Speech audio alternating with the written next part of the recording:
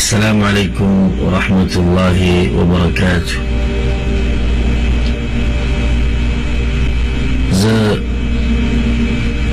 ناس مسلي كلمة كول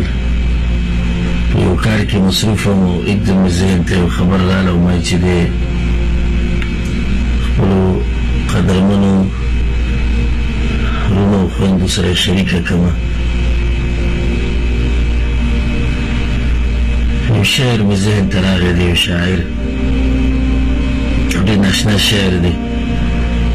زخي وخ زنت رايا دومو وميد دي ان شاء الله جتاسو بهم رايا دوي وغدا شاعر وي لا تأسفن على الدنيا وما فيها فالموت لا شك يفنينا ويفنيها. ما خبكي بدي دنيا بس أو غمك بدي دنيا بس فالموت لا شك يفنينا ويفنيها. بيجي الشك نشتيتي مرقبة من دون فناكي ولا دنيا دون فناكي لما تشتغل تدا نسيهات كتشكت الدنيا تميلو نش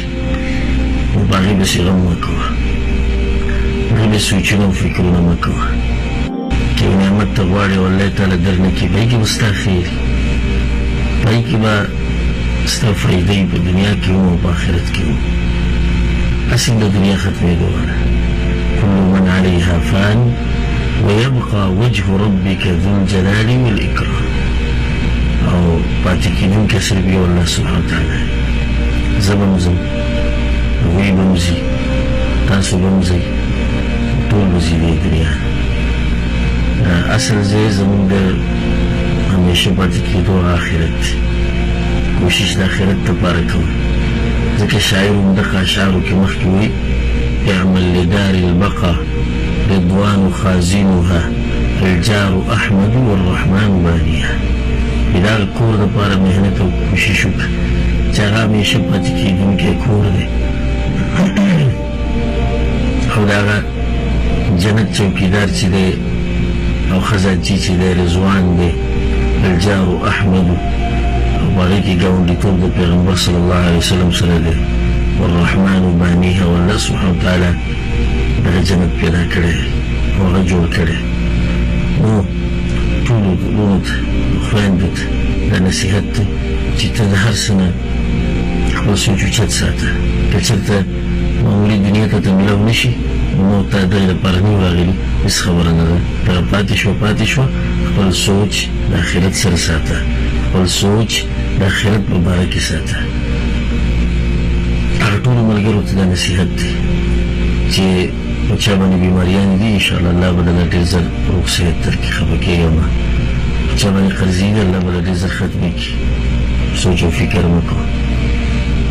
په چا باندې غریبي ده رزق یې تنګ دی الله به یې پراخه کړي صبر کوه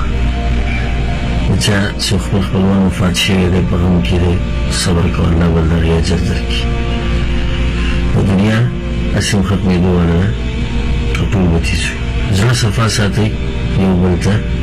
سبا به یا غنئ یا به زنئ یا به تنئ او یا به وینئ په زړه کې به یو ارمان پاتې شي نو یو بل ته ژوند پاک ساتئ د الله د دین خدمت کوئ کوشش کوئ د آخرت دپاره هغه ځي دپاره چې هغه همیشه پاتې کېدونکی ځای دی الله سبحانه وتعالی دې هغه موږ ته نصیب کړي او الله سبحانه وتعالی د موږ ټولو غمونه سوچونه او فکرونه د الله د آخرت په باره کې کړي او د دنیا د غمونو د الله موږ ساتي او د دنیا د مصیبتونو او د فتنو نه الله سبحانه وتعالی ستاسو ټولو حفاظت وکړي ما څه لیکل کول دلته سعودي عرب کې تقریبا سهار 8 بجې دي زړه ته مې ذهن کې زړه ته مې एकदम دغه شعر راغی لا تأسفن على الدنيا وما فيها فالموت لا شك يفنينا ويفنيها. السلام عليكم ورحمة الله وبركاته.